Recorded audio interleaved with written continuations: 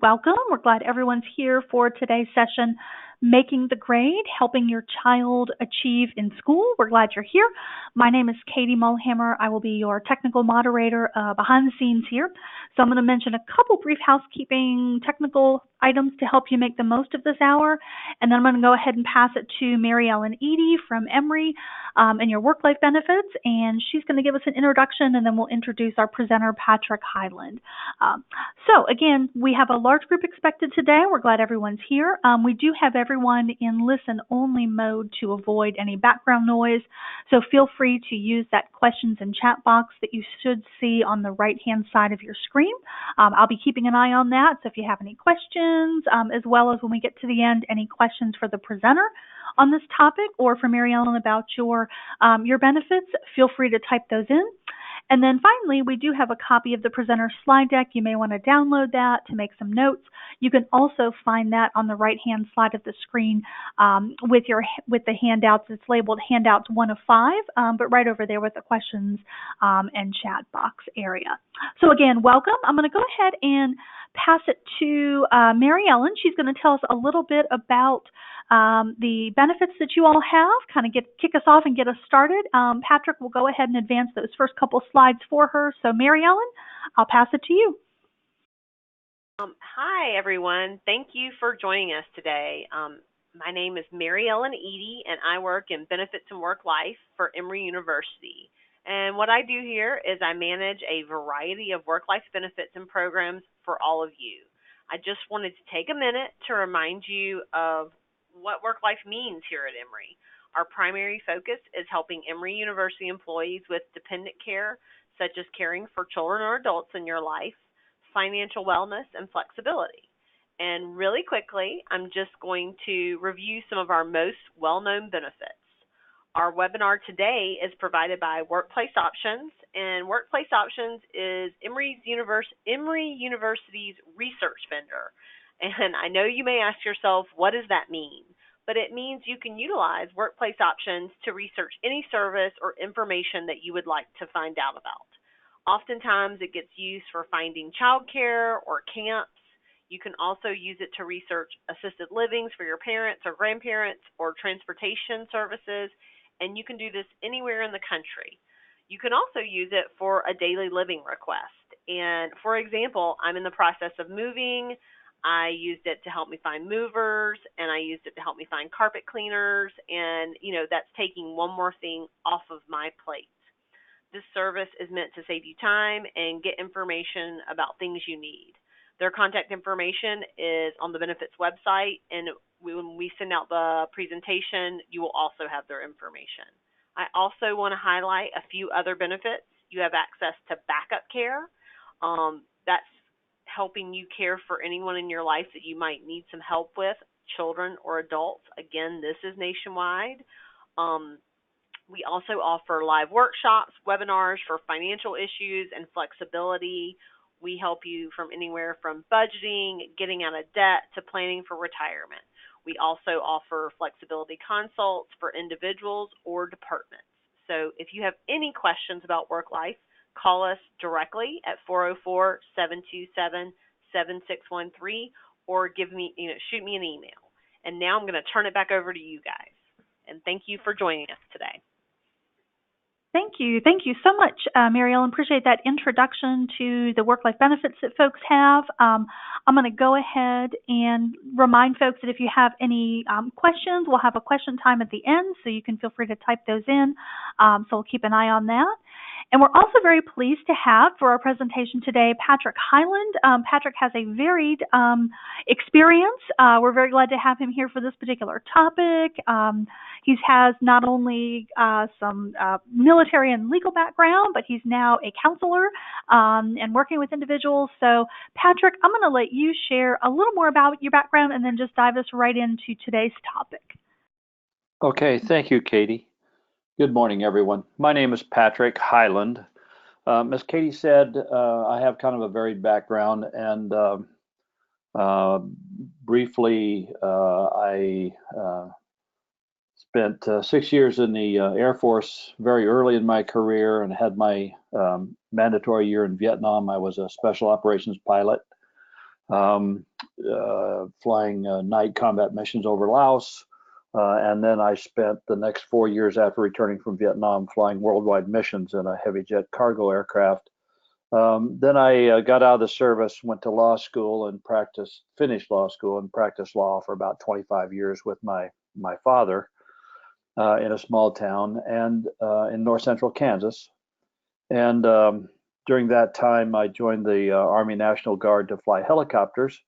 I kind of missed that flying life, and so I spent 15 years in the Army National Guard flying Hueys and Blackhawks, and all of it as an air ambulance pilot. I had 3 mobilizations. My second combat tour was Bosnia in 1999. So I flew in both other mobilizations. I got out of the military with 21 years of service and retired at the mandatory age of 61. And then I worked in some real estate transactions for large universities and cities for a couple of 3 years. And then while I was finishing my master's in clinical mental health counseling, which I did in 2014 and since then I've been a counselor, mental health counselor, primarily with adults, working with some children and families. And so my full-time final career is clinical mental health counselor. And so I hope to bring all of that experience into our presentation today for you from Emory. As Katie has said, please be sure and put any questions you have in the chat box on the right-hand side of your screen.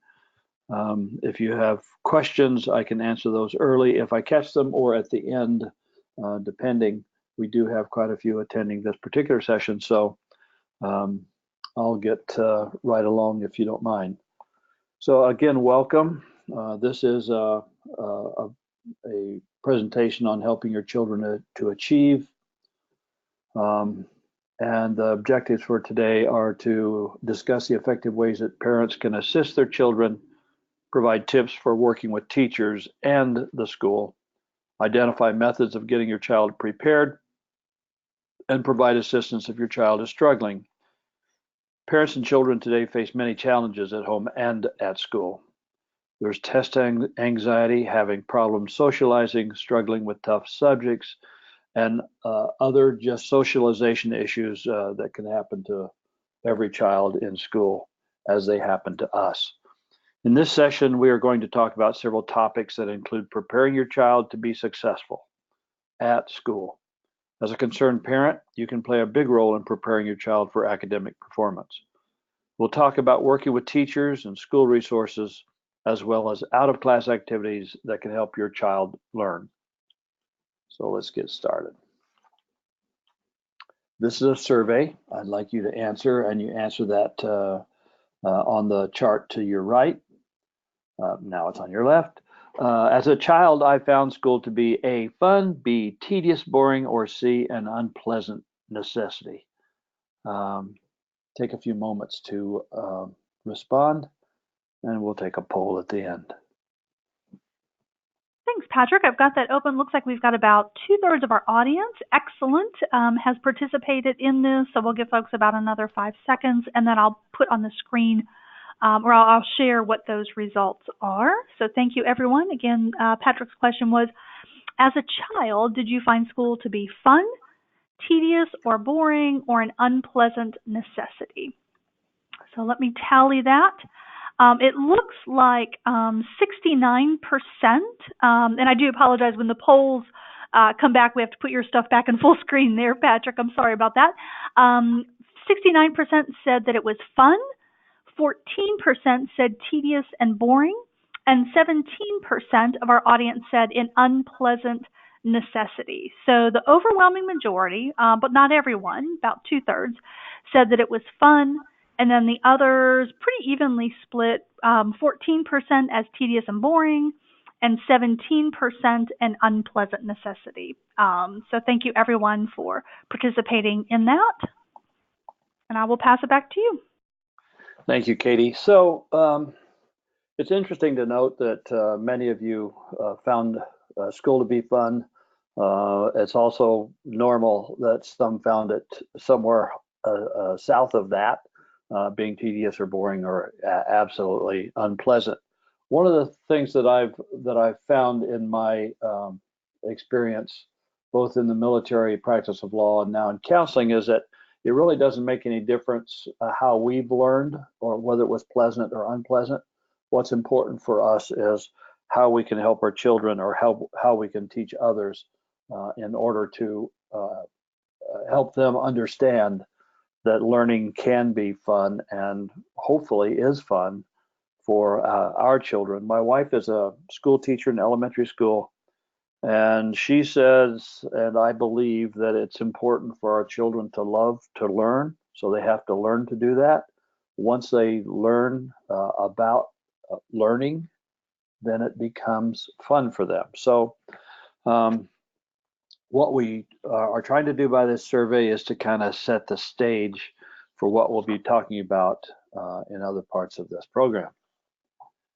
Because your experiences do matter. It's not likely that anyone loved all parts of school. We don't anticipate that this is a case for any or many of you. In fact, even if you despise school growing up, you can still have a love of learning in your child. By showing that you think school is important and that it should be enjoyable for your children, you'll start them on that path to success. Remember, kids learn what we teach them. This is not only by our words, but by our actions and moods as well. If you're not excited about school for your child is less likely to be excited about it as well. If you do not take interest in your child's education, your child is likely to become apathetic or may not appreciate even having to go to school. One thing that I have learned in my counseling education, my master's in clinical mental health counseling, is brain development. One important part of that is until a child is 7 or 8 years old, the whole learning process by the child is modeled upon the parents. So obviously that's learning to talk, learning to feed themselves, learning to walk, learning to interact with parents and siblings, but it's based upon how the parents model themselves to their children. And so those are the years that our unconscious actions or behaviors are passed along to our children, including our distaste for certain actions or activities. So it's important for you to understand that at the beginning of a child's education, we have to model for them our appreciation or hopefully love for learning new things or exploring new ideas or trying new things is important to us because then it becomes important for children. After age 7 to 14 or 15, the brain development moves to peer modeling, but the parents still have a very strong impact. And so it is important for us as parents to control our actions, moods, and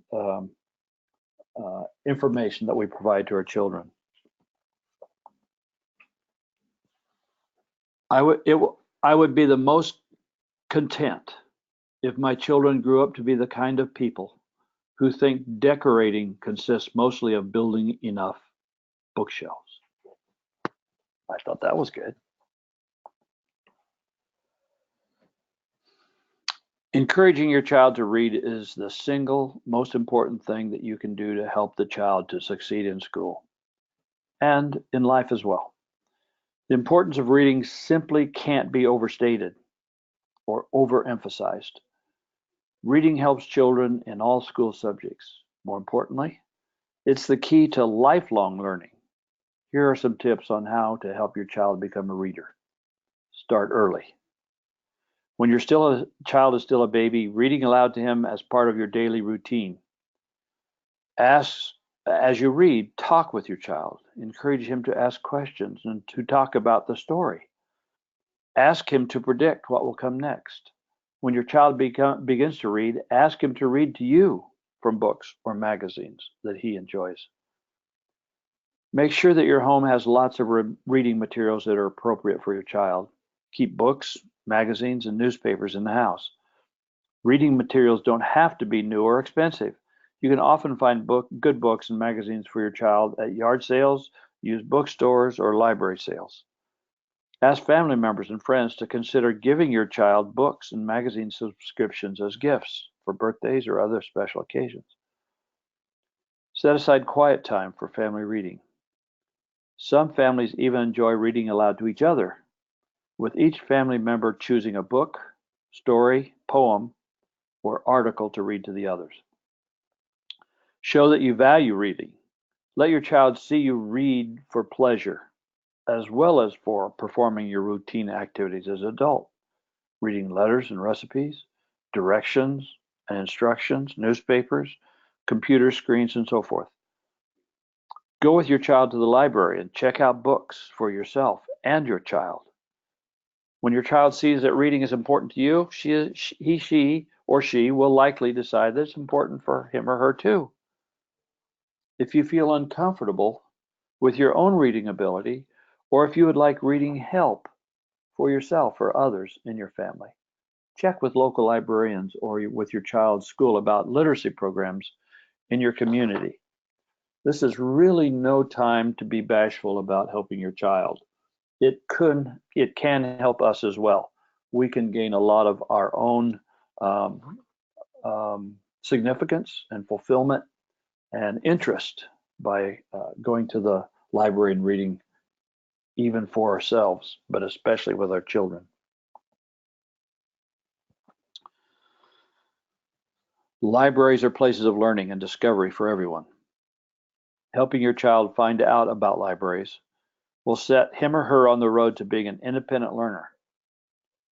Here are some suggestions for how to help.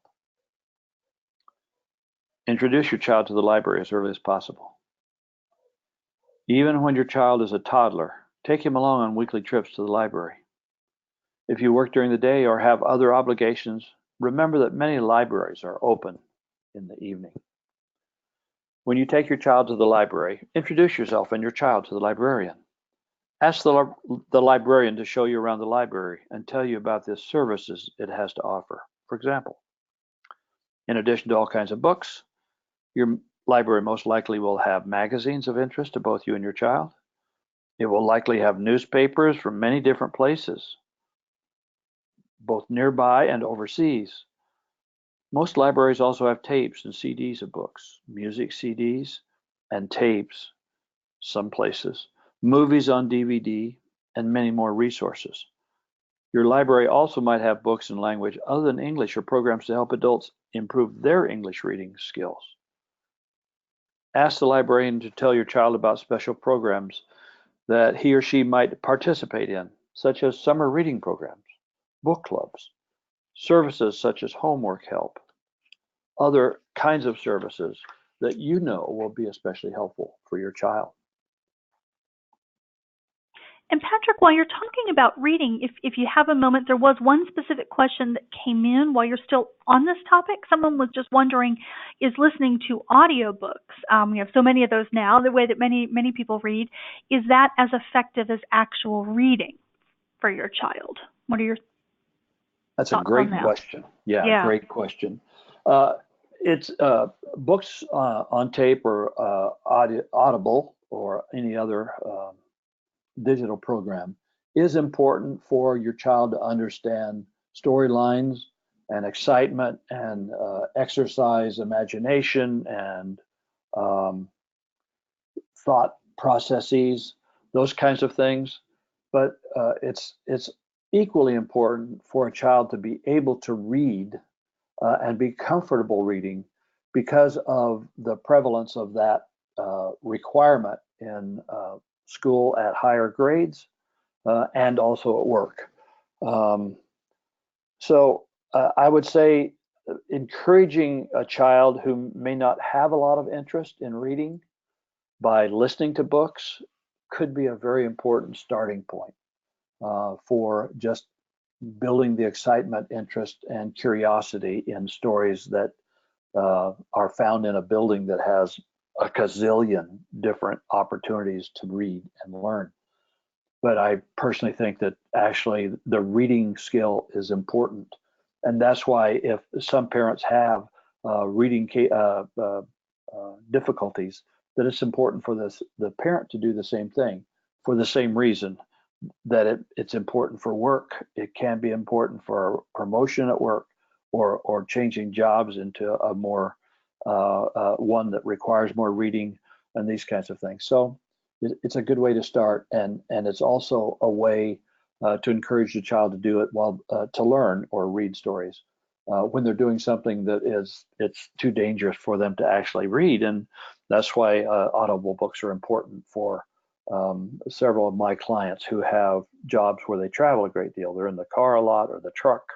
They put in a book and they're exercising their minds all the time they're in the vehicle, keeping in mind that that can also be a little bit dangerous too, as far as diverting your attention. So, good question. I hope I answered it well.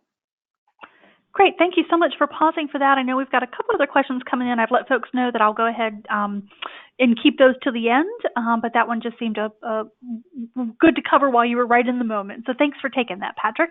Great. Thank you, Katie. So, encourage active learning. Children need active learning as well as quiet learning, such as reading and doing homework. Active learning involves asking and answering questions, solving problems, and exploring interests. Active listening also can take place when your child plays sports, spends time with friends, acts in a school play, plays a musical instrument, or visits museums or bookstores. To promote active learning, also active listening is important. Listen to your child's ideas and respond to them. Let him or her jump in with questions and opinions when you read books together. When you encourage this type of give and take at home, your child's participation and interest in school is likely to increase.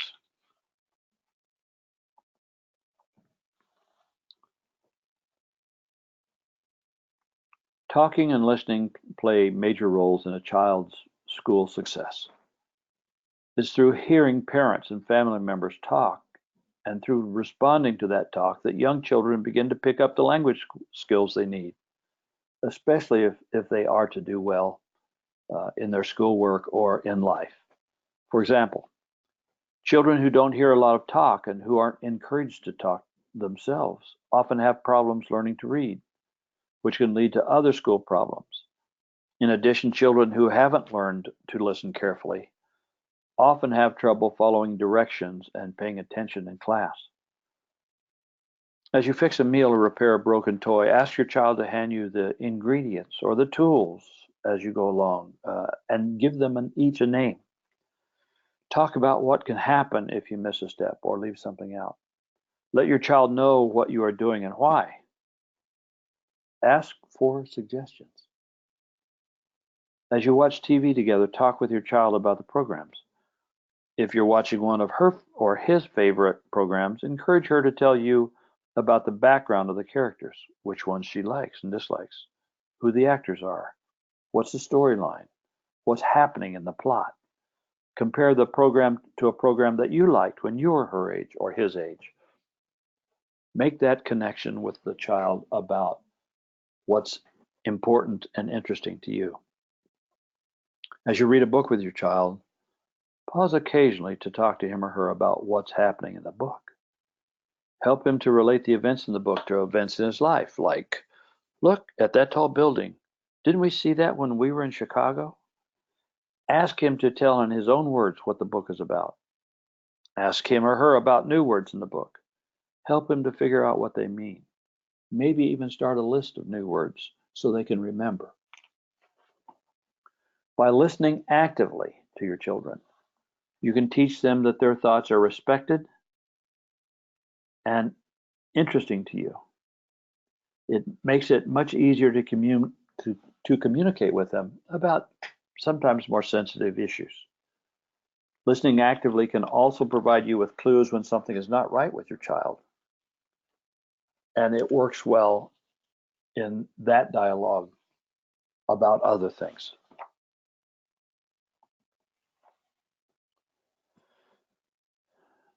The best way for you to find out how school is going for your child is to talk about school. Get to know your child's feelings about school by asking questions like, what's your favorite part? What do you not like about school? What do you like about school? Listen to the answers to determine if there is a need for action on your part or if your child is happy to be at school. Use open-ended questions like, what do you like best? Who's your favorite person? Why do you like that person? These are open-ended questions. Talk to your child about his or her friends at school and about the teachers your child has. Look for clues of bullying or possible academic trouble your child might be having. It's important that your child socialize in school, but only appropriately. If you suspect that your child is having difficulty concentrating due to social issues, speak with a teacher about it. Talk to your child about the importance of focusing on schoolwork and the importance of having friends or other social interactions during the day, especially at lunch or recess or playground. Discuss homework. Ask questions about how easy or hard it is. Understand the homework and why the teacher is assigning it. If you feel that your child is getting more homework assignments than he or she can handle, talk to the teacher. While he or she may not be able to give less homework, the teacher may be able to help you figure out a strategy for getting everything done on time. The key here is to make sure that you have open lines of communication with your child so that you know what is going on and so that you can take action if necessary. One of the things I've learned in my personal life is some of the things my children learned when they were in school, elementary and high, were things that I didn't know much about. And so we had to study together. Um, in my day, it was new math, whatever the heck that is, because I still don't understand it. But it was important for me to work with my children so they understood it, and I did it with them, so that we had an opportunity to make this bond stronger with how important it is to learn and helpful it is to learn together. Here's some ways to help your child with homework. Have a special place for your child to study that's quiet and has good lighting. The homework area doesn't have to be fancy. A desk in the bedroom is nice, but for many children, the kitchen table or a corner of the living room works just fine. Provide supplies and identify resources. For starters, have available the pencils, pens, erasers, writing paper, and a calculator and other equipment um, that the child might need. If possible, keep these items together in one place. Set a regular time for homework. Of course, a good schedule depends in part on your child's age as well as his or her specific needs. You'll need to work with a young child to develop a schedule. You should give your older children the responsibilities for making up a schedule independently, although you'll want to make sure that it's a workable plan. You may find it helpful to have him or her write out a schedule and put it in a place where you'll see it often and they'll be reminded. Remove distractions during homework time. If you live in a small or noisy household, try having all members take part in a quiet activity during homework time. You may need to take a noisy toddler outside or into another room to play. If distractions can't be avoided, your child may want to complete assignments in the local library. Don't expect or demand perfection. When your child asks you to look at what she's done, from uh, skating a figure eight to finishing a math assignment, show interest and praise her or him when they've done well. If you have criticisms or suggestions, make them in a helpful way and consider how your child will receive them. Pet peeve of mine is criticisms. I personally don't think there's a place for criticisms when corrections, suggestions, and discussions can resolve the same issue that an adult sees in a child's performance. I, like I say, there is, in my opinion, Book of Highland, there's no such thing as a helpful criticism. It sounds too much like blame and induces too often shame. And so make it make it interesting, make it helpful, make it as a part of a discussion, but don't make it a personal critique against a child or criticism against their work, because it's just not helpful in my experience. Consider your child, how your child will receive your suggestions. One final note. You may be reluctant to help your child with homework because you feel that you don't know the subject well enough. Helping with homework isn't about solving the problems for your child. It's about supporting him or her to do their best. You may not know enough about a subject such as calculus to help your child with a specific assignment, but you can help nonetheless by showing that you're interested, helping him or her get organized, providing a place, the materials, and the materials he needs to do the work, monitoring to his work to see that he or she completes it, and in praising your children's efforts.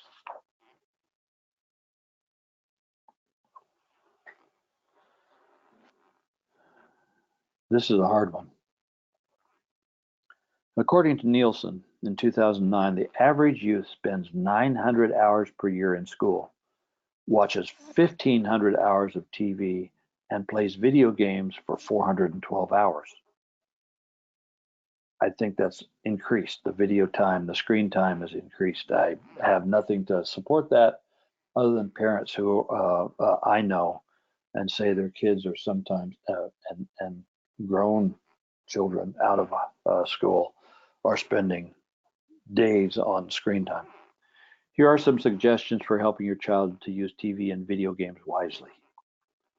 Limit the time that you let your child watch TV. Too much television cuts into important activities in a child's life, such as reading, playing with friends, talking with family members, and it can inundate kids with violent images or language. Model good TV viewing habits. Remember that children often imitate their parents' behavior. Children who live in homes in which parents and other family members watch a lot of TV are likely to spend their time in the same way. Children who live in homes in which parents and other family members have quiet time away from TV, when they read, either alone or with each other, talk to each other, play games, or engage in other activities, tend to do the same, using that parental model as the way they want to become. Watch TV with your child when you can. Talk with him or her about what you see. Answer his questions. Try to point out the things in TV programs that are like your child's everyday life. When you can't watch TV with your child, spot check to see what he or she is watching. Ask questions after the program ends. See what excites him or her and what troubles them. Find out what she or he has learned and what they remember. Go to the library and find books that explore the themes of the TV shows that your child watches. Limit the amount of time your child spends playing video games. As with TV programs, be aware of the games he or she likes and discuss their choices with them.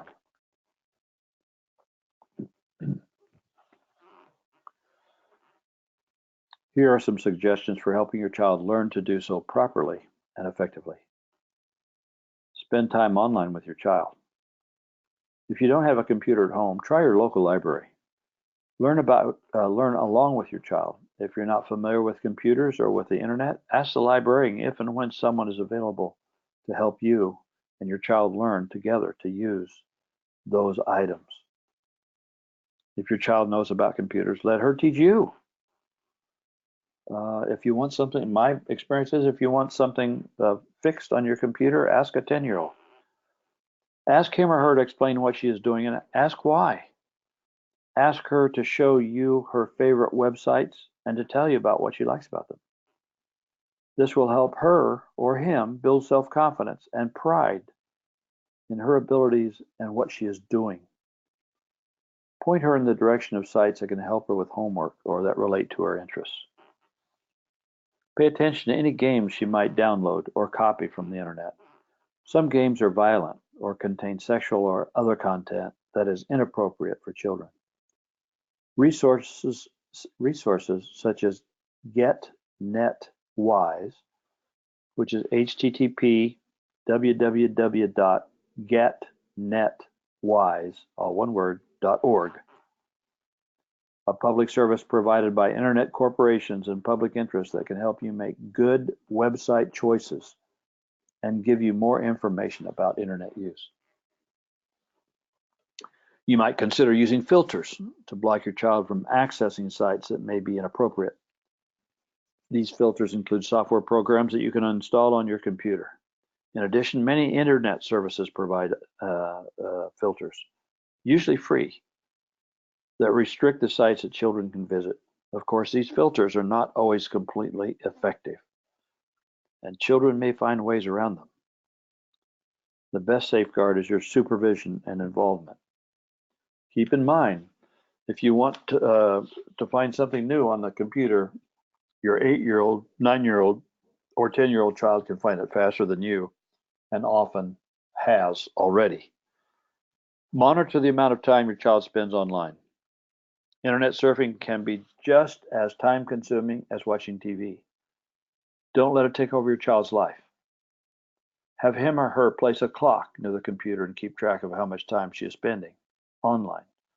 Teach your child rules for using the internet safely, particularly when visiting chat rooms and social networking sites.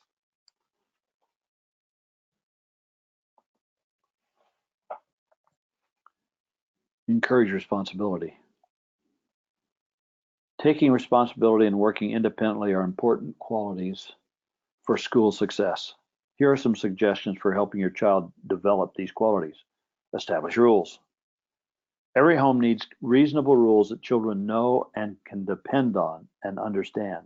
Have your child help you set the rules. Then make sure that you enforce the rules consistently and regularly. Make it clear to your child that he or she has to take responsibility for what he or she does, both at home and at school. For example, don't automatically defend your child if his teacher tells you that he is often late or disruptive when he's in class. Ask for his side of the story, of course. If a charge is true, let him take the consequences. Work with your child to develop a reasonable, consistent schedule of jobs to do around the house. List them on a calendar or a chore list or on the child's daily study schedule.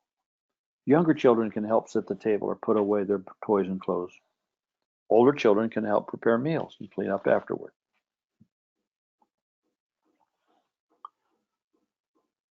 Show your child how to break a job down into small steps. Then do the job one step at a time. This works for everything: getting dressed, cleaning your room, doing a bit of homework, or completing an assignment. Make your child responsible for getting ready to go to school each morning, getting up on time, making sure that he or she has everything they need for the school day, and so forth. If necessary, make a checklist to help him or her remember what each has to do. Monitor what your child does after school, in the evenings, and on weekends. If you can't be there when your child gets home, give him or her the responsibility of checking in by phone or text to discuss his or her plans. Another survey. I feel comfortable communicating with my child's teachers and administrators at work. Yes or no? Thanks, Patrick. I've opened that up as well. We'll give folks just about 10 seconds if they'd like to participate. Yes or no. This is all anonymous. Do you currently feel comfortable communicating with your child or children's teachers and administrators at school? And then again, just let everybody know, we've had additional questions come through, so we'll get to as many of those as we can at the end. But in the meantime, thank you to everyone who participated in this survey. It looks like the vast majority, 95%, said yes, but we had 5% who said no. They really don't feel comfortable at this point. Thank you, Katie.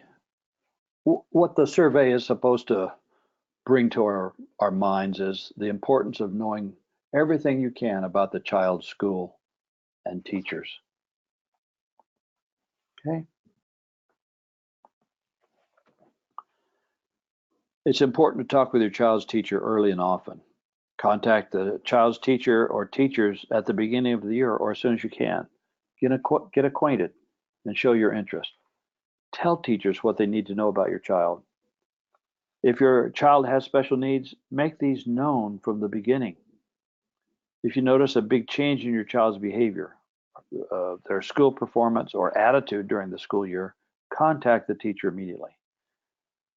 Report cards are one indication of how your child is doing in school, but you also need to know how things are going between report cards. For example, if your son is having trouble in math,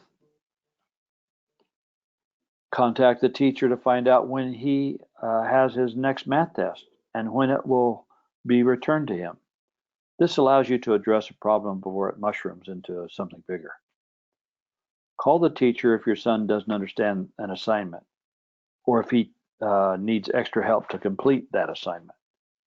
You may also want to find out if your child's teachers use email to communicate with parents. Using email will allow you to send and receive messages at times that are most convenient for you. I believe there's a handout available to you on parent-teacher conferences and test-taking tips for your child.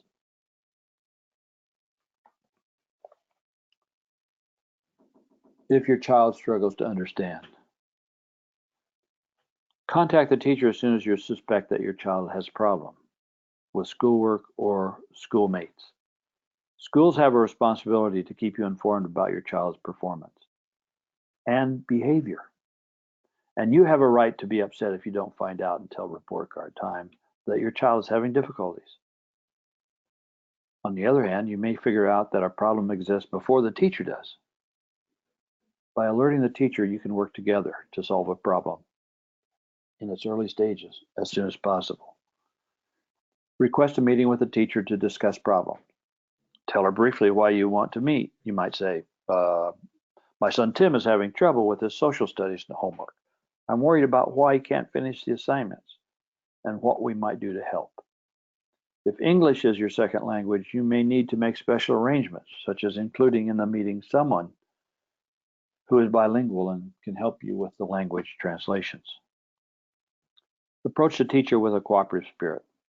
Believe that the teacher wants to help you and your child, even if you disagree about something. Don't go to the principal without first giving the teacher a chance to work out the problem with you and your child. Learn everything you can about your child's school. The more you know, the easier your job as a parent will be. Ask for a school handbook. This will answer many questions that will arise over the year. If your school doesn't have a handbook, ask questions. Ask the principal. Ask the teachers. Ask older students. For example, what classes does the school offer? Which classes are required? What are your expectations for my child? How does the school measure student progress? Does it meet state standards? What are the school's rules and regulations? Ask about specific teaching methods and materials.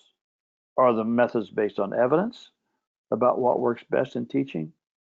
Are the science and history textbooks up to date? Ask if the school has a website. If so, get the address. School websites can provide you with access to all kinds of information, schedules of events, names of people to contact, rules and regulations, and so forth. Keep informed throughout the school year. If your schedule permits, attend PTA or PTO meetings. If you are unable to attend, ask that the minutes of the meetings be sent to you. Or Find out if the school makes these minutes available on its website. Attend school events. Go to sports events and concerts. Attend back to school night, parent teacher meetings, award events such as perfect attendance, breakfasts, or celebrations. Volunteer in your school if possible. If your school schedule permits, look for ways to help out at your child's school. Schools often send home lists of ways in which parents can get involved. Chaperones are needed for school trips or dances. And if your child thinks it's just too embarrassing to have you on the dance floor, sell soft drinks down the hall. Do something else but participate. School committees need members, and the school newsletter may need an editor or writers. The school may have councils or advisory committees that need parent representatives. If work or other commitments make it impossible for you to volunteer in the school, look for ways to help at home. For example, you can make phone calls to other parents to tell them about school-related activities, or maybe help translate a school newsletter from English into another language.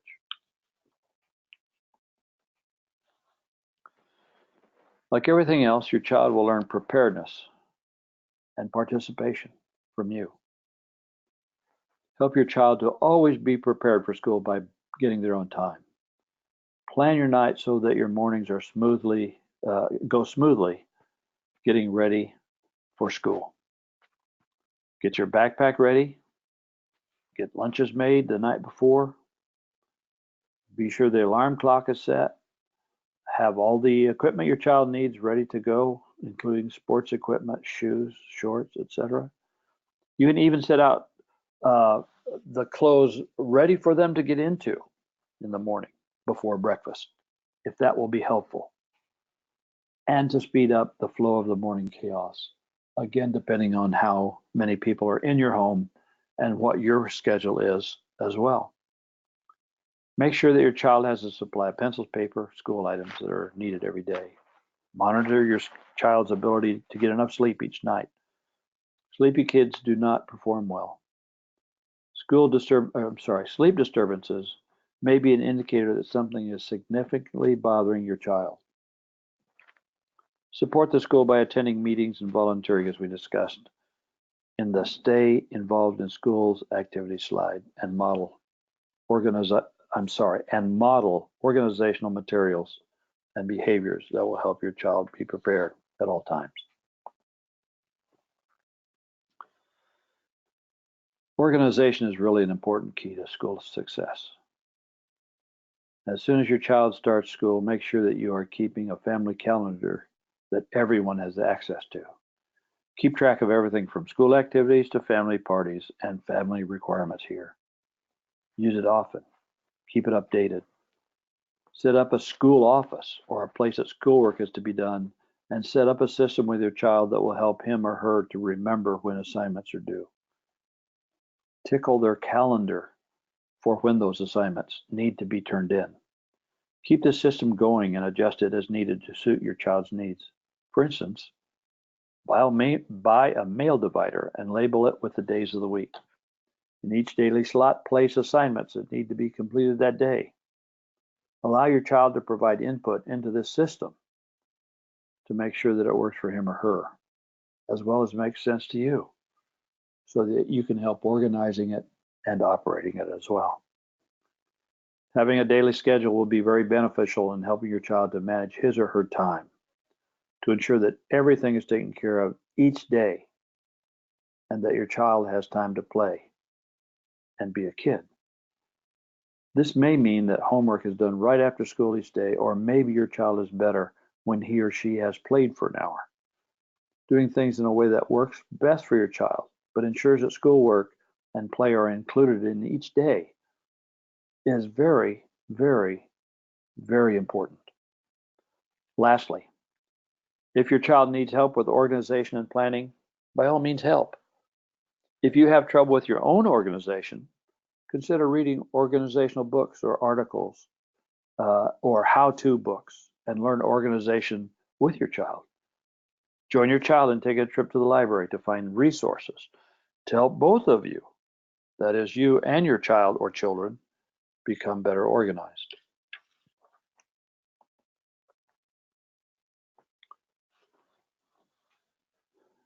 When a child is struggling, they need all the help they can get, and you are the best person to help them.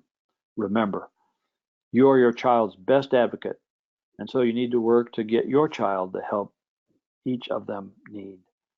Understand what you can do and how your child's school is able to help. Respond to any issues quickly. Reassure your child that you will help him or her to work through the problems that they are having because you want them to succeed. Tell them you want them to succeed. Assure your child that problems with schoolwork, etc., are common and can be worked through. Tell your child about your experiences with school and how they worked out for you for the better. Do not seem hopeless or unsure of yourself. You may be learning here too, but your child needs to feel comforted that you know what to do and you will help them get through any problems they're having.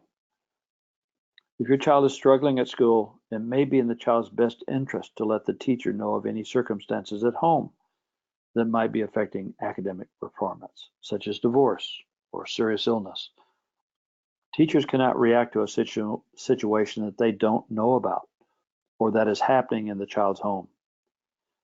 And if your child, for instance, is having angry outbursts or crying in class because the parents are having problems, your teacher should know. This will help you get possible help that you need from other school personnel, such as a counselor or social worker on the staff.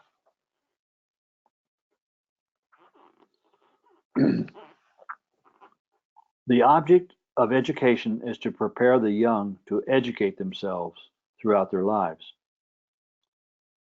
Robert Hutchins, I like that. Education is so important for all children, teens, and adults. Starting with a good and solid foundation early in life is essential to ensuring that your child is ready to tackle education throughout life. One of the quotes I like is the object of education and our participation with our child in their growing up is to prepare them to become a worthwhile and loving adult. And so education and participation with the child in their education is an important part of that. Now we have time for some questions. Thank you so much, Patrick. And we've got a lot of questions come in. We'll get to as many as we can right now. So just briefly before I start reading through those, want to thank everyone for joining and thank Patrick as well, especially for walking us through a lot of great information. Want to thank also Mary Ellen Edie, who has stayed on the phone in case we have any questions about your work-life benefit. Thank her for joining as well. And then I do want to remind everybody two things. In the handouts area, we have not only a copy of the presenter's Patrick's slides here, but that parent-teacher conferences resource that he mentioned, that is uploaded there as well. You can download that. And then there'll be a brief survey when we log off. So you can download all of that right now. In the last less than 10 minutes, we'll cover as many as we can. So first couple questions have to do back with reading. Someone shared their son was a voracious reader until middle school, and then the video games took over. So just wondering, do you have any quick advice for high school kids to kind of help them to find the pleasure to read for pleasure again? I've found from my personal experience, and obviously there's, like my dad used to say, 100 ways to skin a cat. But I found that it was helpful for my kids to show them the comparison between storylines and what they were seeing on the screen with what they could read in books, and help them understand that they can actually make their own videos in their head, that it doesn't have to be given to them on the screen, but it can be made and manufactured and improved or changed or expanded in their mind. And so obviously watching it on a screen is easier, but to many children, even up to high school age or up to age 18, find it's even more fascinating if they understand the connection to actually build the dreams, the schemes, the plays, the movements, the action in their head. And they can do that when they read. Or they can do it by building their own programs and by reading about how they can do that. For example, if they want to build a sports video, they can do that in their mind, and then they can actually learn how to build their own sports video. So try to connect the what they prefer to do, which is just sit and watch, to something that they can better do, and that is read and build in their mind uh, from the books and other interactions available to them. Thanks, Patrick. I know somebody else, I think that answered another question we had about smartphones and whatnot. Someone's asking, what age do you consider, quote, older to start making their own schedule? It's my lawyer's favorite answer. It depends. Um, it depends on the child's capabilities. Each of our children have different personalities and temperaments. They each have different capabilities. Um, my suggestion would be is to start earlier than you think is appropriate, or that they can that your child can understand, because learning about the organization is what you're teaching them and why it's important. So um, I don't think it's too young to start teaching organization. I mean, as soon as a child is able to read, um, my suggestion would be is start teaching them how to organize their reading, what books they want to read, what they like best, writing it down, planning when they're going to read, just talking about it, showing them how it's done in, one step a week or whatever. But I don't think it's too young. Any age is too young to start that teaching process. Thank you. Great. Let me move on to some other questions. We've got about three or four left, it looks like. Someone's asking, what are some suggestions on how to talk to or explain to your child things that they learn at school that they don't necessarily, or meaning, I guess, the parent here or grandparent or whoever, does not necessarily agree with at home? And the example they gave was the music that's played during the after school program. I think it's important for adults, parents, grandparents, and just other adults to express their preferences to the children and to explain the differences. And um, sometimes we have to agree to disagree, even with children. But it's the important point, I think, in that question is explain to a child that there are differences in music and music preferences, and to have an active conversation with the child about what those differences can be. One of the biggest things I've heard other parents complain about actually, is the use of swear words in music.